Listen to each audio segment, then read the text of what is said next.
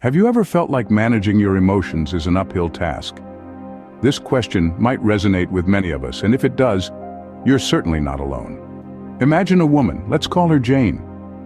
Jane is known for her composure. She's the kind of person who can keep her cool in almost any situation. But then, one day, under the weight of an unusually stressful situation, she finds herself snapping at her colleagues, her friends, even her family. Jane is taken aback by her own reactions. She's always considered herself to be good at managing her emotions, but now she finds herself in unfamiliar territory. Now you might be wondering, why am I hearing about Jane's story? Well, Jane's experience is a reflection of a struggle that many of us face. Managing our emotions can often feel like trying to tame a wild horse. It feels like a relentless task, a chore that we didn't sign up for. But why is it so? Why does it feel like we're constantly wrestling with our emotions? The reason is not far-fetched. Our emotions aren't just reactions to the world around us. They're deeply rooted in our biology, our upbringing, and our personal experiences. They're complex and multifaceted, making them challenging to understand, let alone control. Moreover, we live in a world that's constantly changing, with new challenges and stresses emerging every day. This constant flux can make our emotions feel even more volatile and difficult to manage. It's also important to remember that our emotions aren't inherently bad or good. They're simply a part of who we are, a part of our human experience.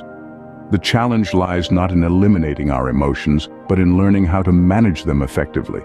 So, if you've ever felt like managing your emotions is like trying to keep a lid on a boiling pot, know that you're not alone. This struggle is not uncommon, and today we will explore why managing emotions often feels like a chore. Stoicism, an ancient philosophy, provides a unique perspective on this issue. Born in the classrooms of ancient Greece, Stoicism teaches us that emotions are not our enemies, but rather natural reactions to the world around us. They are as much a part of us as our intellect or our ability to reason. The Stoics, like the wise and practical Epictetus, viewed emotions as natural, but not as dictators of our actions. Epictetus, a slave-turned-philosopher, once mused, "Men are disturbed not by things, but by the views which they take of things." Picture Epictetus, not in a grand hall of learning, but in the bustling marketplace, surrounded by the chaos of life, yet unperturbed. He was not without emotion, but he chose not to let his emotions control his actions. This brings us to a key tenet of Stoicism, the concept of control. Stoics believe that we cannot control our initial emotional responses. We can, however, control how we react to those emotions. It's like being on a ship in the middle of a storm. We can't control the wind or the waves, but we can adjust our sails and steer our ship. Our emotions are the storm. Our reactions are the ship. The Stoics also believe that emotions can cloud our judgment, leading us to make impulsive decisions.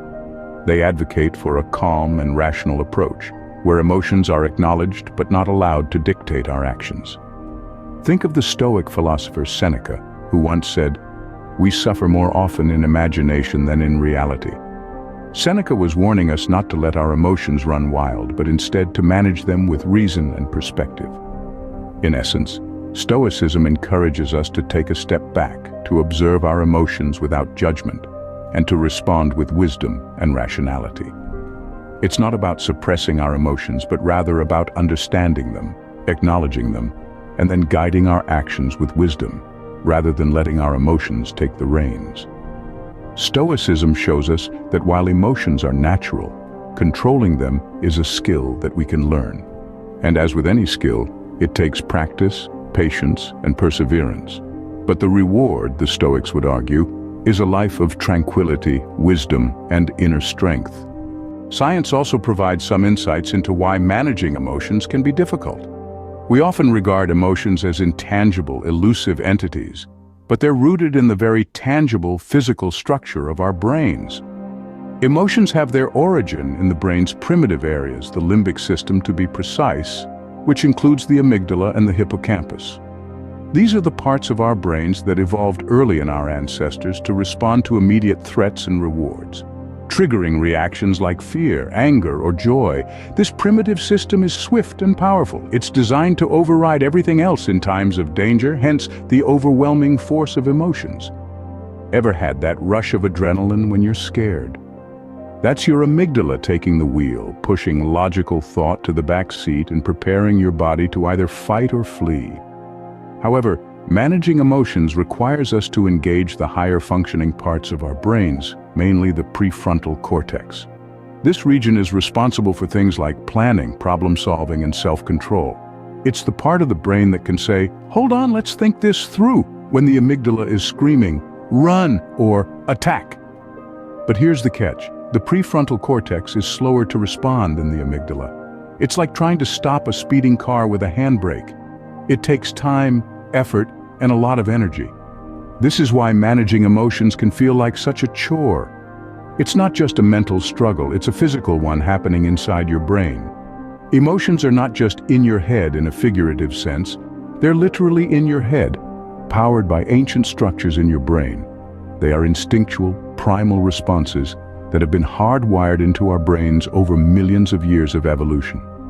They're not something we can easily switch off or control. So the next time you find yourself overwhelmed by emotions, remember this.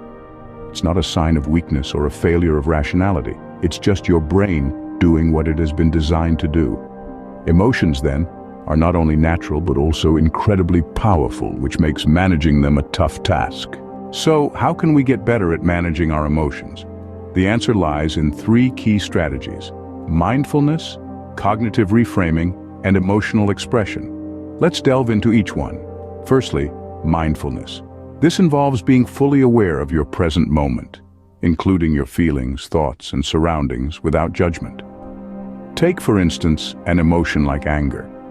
Instead of reacting impulsively, mindfulness encourages us to pause, acknowledge the anger, and understand its source. This pause allows us to respond in a more measured way, preventing the escalation of conflict. Next up, cognitive reframing. This strategy involves changing our perspective of a situation to alter its emotional impact. Let's say you're stuck in traffic and feeling frustrated. Instead of viewing this as wasted time, you could reframe it as an opportunity to listen to a podcast or simply enjoy some quiet time. It's all about shifting your perspective from negative to positive, or at least neutral. Lastly, we have emotional expression. This is about giving your emotions a voice, either through talking to someone you trust, writing in a journal, or even through creative outlets like art or music. Let's take sadness as an example. Instead of suppressing it, expressing your sadness can help you process your feelings and move forward. Remember, it's okay to feel sad. It's a natural human emotion, and expressing it is a healthy way to cope. So how can you apply these strategies in your everyday life? Start small. The next time you feel a strong emotion, try to practice mindfulness. Acknowledge the emotion, understand its source, and respond in a measured way. Gradually, you can start incorporating cognitive reframing and emotional expression into your emotional management toolkit. These strategies may seem challenging at first, but with practice, they can become second nature. Just as we train our bodies to get stronger, we can train our minds to better manage our emotions. With practice, these strategies can help us get better at managing our emotions. Remember, the journey to emotional mastery is not a sprint, but a marathon. So keep going, and you'll see the change in yourself. Is it really worth the effort to manage our emotions? It's a question that might have crossed your mind at some point, especially when you're knee-deep in the thick of it all, trying to navigate the tumultuous sea of your feelings. But let's take a moment to consider the benefits that come with this effort. Imagine you're a ship's captain, and emotions are the unpredictable waves and winds that can either propel you forward or throw you off course. If you can master the art of managing these elements, you become a more skilled seaman, capable of steering your ship, your life, in the direction you truly desire. One of the most significant benefits of managing emotions is the improvement of relationships. Like a ship's captain who can navigate through a storm, you become capable of handling conflicts and misunderstandings effectively, making your relationships stronger and more resilient. Then there's the benefit of better decision-making. It's like having a compass in your hand. When you're not swayed by the high waves of emotions, you can make decisions that are aligned with your values and goals, rather than being reactive and impulsive. Greater peace of mind is another treasure you'll find on this journey. It's the tranquility that comes from knowing you're not at the mercy of your emotions. You can experience them, acknowledge them, but you don't have to let them dictate your actions or your life. Let's look at the story of Alex, a successful entrepreneur. Alex was once ruled by his emotions, leading to impulsive decisions and strained relationships. But once he started managing his emotions, he noticed a significant improvement in both his personal and professional life. His relationships flourished, his business decisions became more strategic, and he found a sense of calm he hadn't experienced before. So is it worth the effort? Alex would certainly say so. While managing emotions can feel like a chore, the benefits make it worth the effort. If you found this video helpful, don't forget to subscribe to our channel for more insights on stoicism and emotional management.